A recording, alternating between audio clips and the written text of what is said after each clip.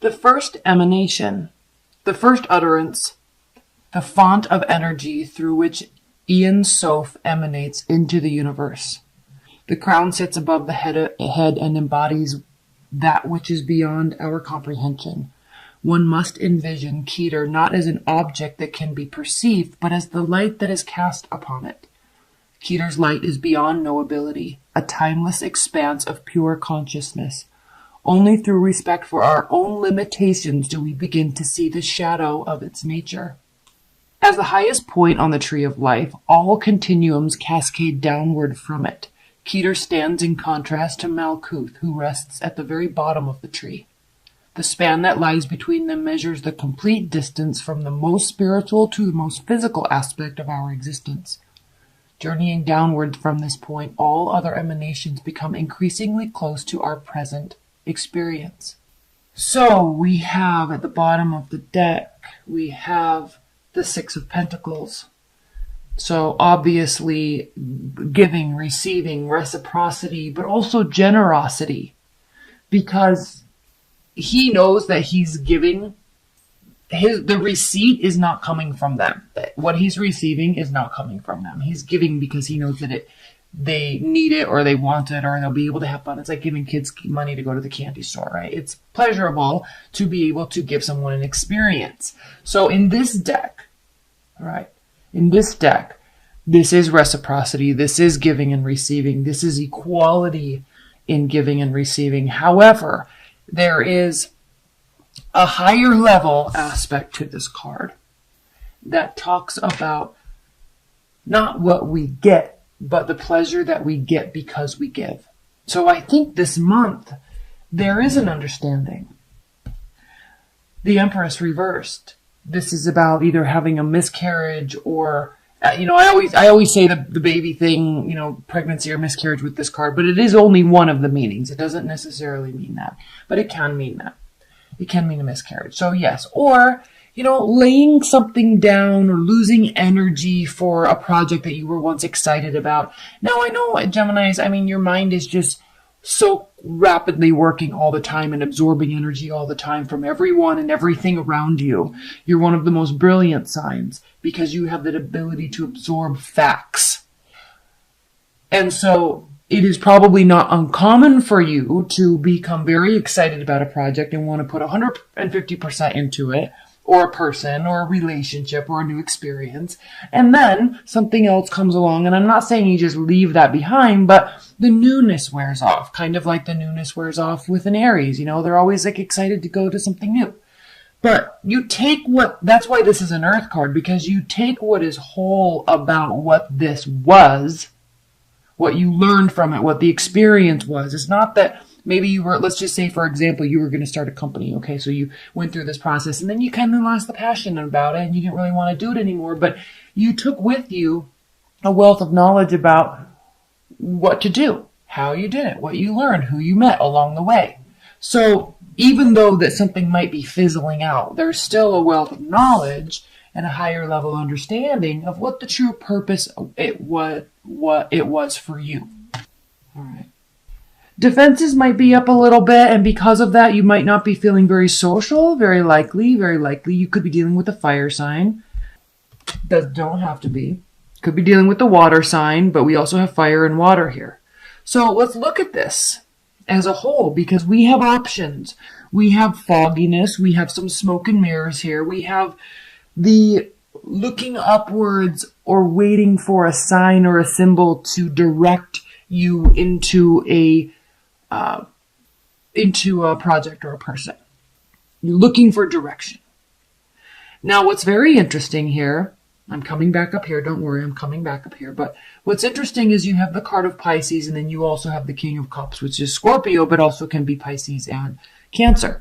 So it's very interesting because if you are dealing with the water sign, there's confusion. You're looking for a sign or a symbol to direct you in what to do. Now, again, you're looking at this from a higher level. This isn't moment by moment. This isn't emotions based, right? This is not situational. This is broad spectrum viewing. What do I do here? What do I do with this person? They may be deciding that about you as well. But the message here is pause. Wait. They might be waiting. This also can be the card of Pisces here, the High Priestess. Doesn't have to be, but it can be. So this is talking about higher level understanding. All right, looking at things from a vantage point. And just because you understand something, just because you see the details, you don't necessarily have to share those. That's why this card can be talking about secrets and keeping things within. Like, she knows, but she's keeping it to herself.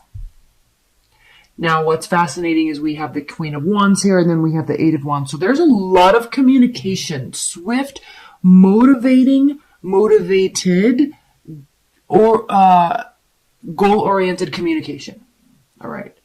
This could be you taking on this energy.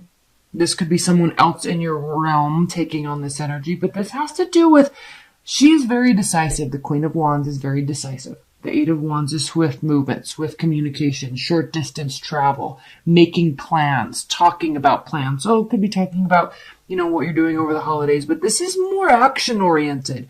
And it's coming from a place, Geminis, that is something that feels very familiar to you. Whether you know it or not, there's a familiarity to you in this month in terms of why you're doing something, why you're making that decision, why you're waiting. Okay. And there's a dichotomy here. Action, pause. Okay. Action, direction, movement, feelings, understanding.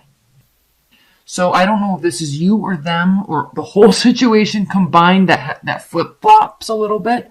Interesting month, Geminis. We have the Star, we have Temperance, and we have Strength. So major call to action for you because it starts with a major arcana and it ends with 3 major arcanas. So major call to action to you to maintain your composure and your confidence and your willingness to see or accept or hear the other side. All of the sides. And like the parallax gap, you understand that there are many sides to every story. And it is almost impossible to always get the whole unless you can see it and put together all the different components of the puzzle or of the story. So, maintaining composure. There is a call to action for you to definitely maintain composure this month. Let's pull some clarifiers. These are beautiful major arcana cards. Faith and hope, healing, maintaining your temperament, and and maintaining your confidence. So whatever's happening up here, this is also like your wheelhouse because you can be like this and you can be like this very easily. You really work well in both of these realms. And so it's not uncommon for these to be both of you throughout the month. And that could be why you're getting this kind of quiet confidence about you, about what you're doing, because you feel at home here and you feel at home here. You feel at home with this person and you feel at home with this person, right? That's why there is this card of reciprocity. That's why there is this card of generosity. Okay. Not starting something new. So you're working something that's already been working, or you're stopping something that's not working and taking the lessons from it.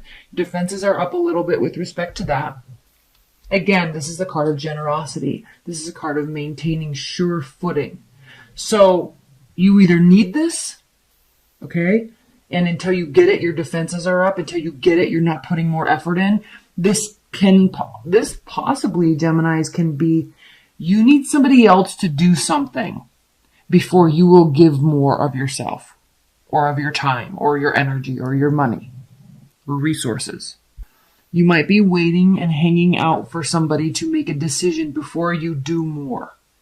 This has to do with where effort is being put into oneself. And there's again, remember when I said you don't have to do anymore? It's like it's up to the other person. I think there is a general consensus in this reading, Geminis, that it is. You can take a liberty this month and wait. You don't need to run off and be single.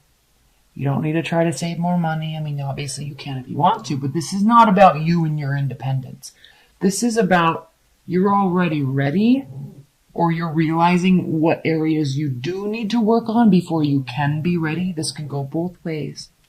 But this does have to do with a pause because it's somebody else's turn. Something needs to be said, something needs to be done, or something needs to be shown to you before you will give any more. Okay? You have it already, but it's locked up. Okay? You can be generous when the time is right.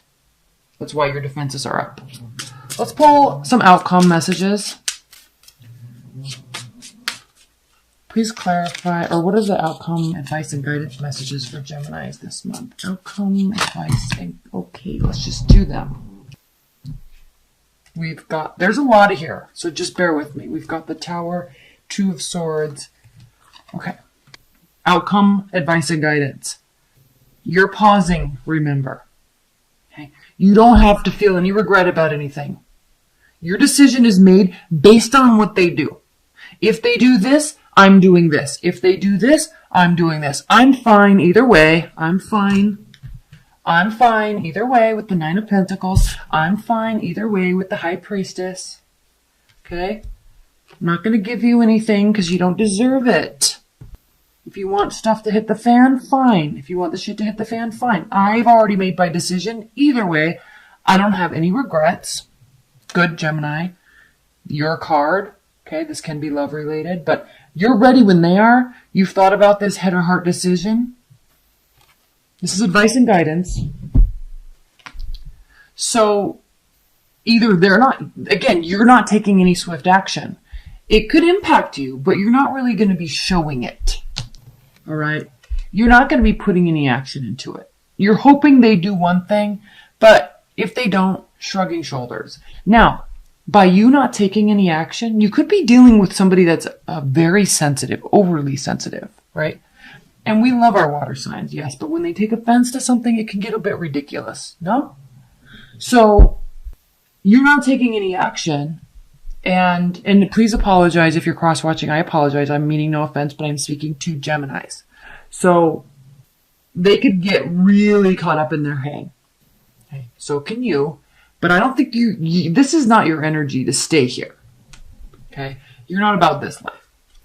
And you're usually about this life, but you're not about rushing in. Like this is you thinking with your head and not your heart and being very strategic and smart about how you're going to make the next move.